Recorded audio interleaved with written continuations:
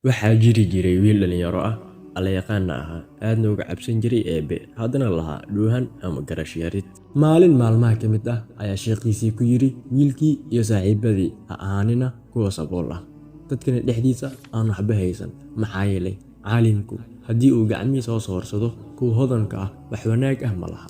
Sidaa awgeed mid weliba oo idinka mid ah ha tago ha kana shaqeeyo xirfaddii aabbihii ka shaqayn jiray, allana ha uga cabsado xirfadda aabbihii. Wiilkii dhalinta ahaa dhanka hooyadii ayuu aaday, wuxuuna ku yidhi maxay ahayd xirfaddii aabbahay ka shaqayn jiray. Hooyadii ayaa isku khalkhashay, waxayna ku tiri aabbahaa waxa uu aaday dhanka Eebbe iyo naxariistii, si adigu maxaad ka rabtaa xirfaddii aabbaha ka shaqayn jiray. Wiilkii aad ayuu ugu celceliyey hooyadii inay codsigiisa u fuliso. Hooyadiina waxay ka cararaysay isaga, haddana si qasab ah ayay ugu warantay, iyada oo aad u dhibsanaysa ayay ku tiri tuug ayuu ahaa aabbahaa. Wiilkii ayaa ku yidhi hooyadii, sheekhii ayaa maanta na faray in mid kasta oo naga mid ah inuu ka shaqeeyo xirfaddii aabbihii, allana uga cabsado. Hooyadii ayaa ku tiri war hooga ee tuuganimadu ma alle ka cabsi ayay leedahay. Wiilka waxa uu ahaa mid aad u dhuuhan, dhugashana lahayn, wuxuuna ku yidhi hooyadii sidaas ayuu sheekhiina faray. Waxa uu u gudagalay sidii uu u baran lahaa qaab ay tuugtu wax u xado iyo xeeladahooda, wuxuuna diyaarsaday aaladihii u fududayn lahaa tuuganimada. Markii uu salaadii cisho tukaday ayuu sugay inta ay dadku kala seexanayaan, shanqadhuna go'ayso. Wuu baxay si uu ugu mashquulo shaqadii aabbihii sidii uu u sheegay sheekhiisii. Wuxuu ka bilaabay gurigii deriska la ahaa, isla markiiba waxa uu xasuustay in sheekhiisu u dardaarmay taqwadana kama mid aha in deriska la dhibo. Wuuna iskaga gudbay gurigaas ay deriska yihiin, wuxuuna soo maray guri kale. Naftiisa ayuu la hadlay kuna yidhi kani waa guri agoomeed, ilaahayna waa uu ka digay in la cuno xoolaha agoonta. Socodkiisii ayuu sii watay ilaa uu gaadhi guri uu leeyahay nin maalqabeen ah, ubadna hal gabadh lahaa. Bulshada dhexdeedana caan ayuu ka ahaa in uu haysto maal ka badan danihiisii.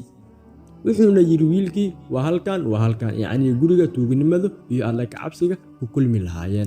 Albaabkii ayuu ku furay aaladiisii tuuganimada, wuxuuna la kulmay guri aad u weyn oo leh qolal aad u ballaadhan. Gurigii ayuu ku dhex wareegay ilaa uu soo gaadhay qolkii hantidu taalay, wuxuuna furay sanduuqii saababada dahab, fido iyo lacag kaash ah.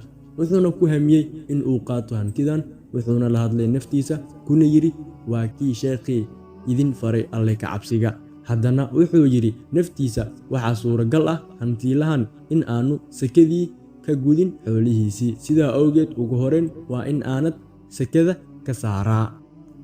Waxa uu soo qaatay buugaagtii xisaabta, wuxuuna shitay faynuus yar oo uu sitay, wuxuuna gudagalay inuu baadho buugaagta uuna xisaabiyo hantida. Xisaabaadkana aad ayuu u yaqaan. Hantidii ayuu koobay, sakadiina waa xisaabiyey. Intii ay noqotay meel gooni ah ayuu dhigay. Nasiib xumase saacaddii ayuu fiiriyey, waa berigii.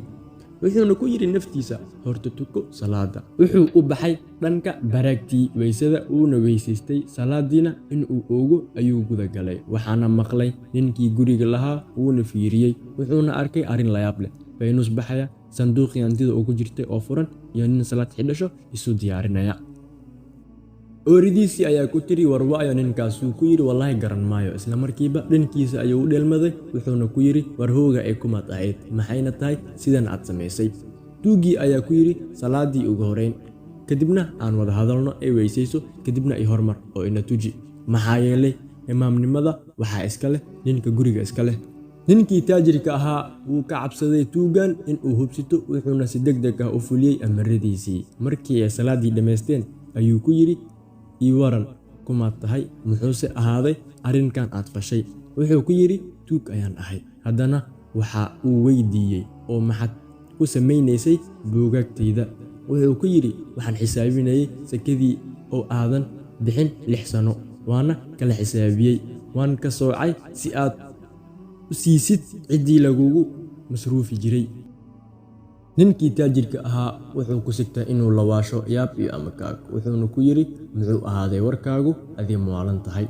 Tuugii ayaa warkiisii oo dhan uga sheekeeyey. Markii uu maqlay ninkii taajirka ahaa warkiisa, uuna arkay sida uu u qurux badan yahay una yaqaan xisaabaadka, wuxuu u dhaqaaqay dhanka aafadiisa, wuuna u sheegay arrinkii la yaabka lahaa. Wuxuuna dib ugu soo laabtay ninkii tuuga ahaa kuna yidhi ka waran haddii aan kuu guuriyo gabadhayda kaana dhigto qoraa iyo xisaabiye, adiga iyo hooyadaana aan dejiyo gurigayga, ugu dambaynna saaxiib hoosaad ii noqotid.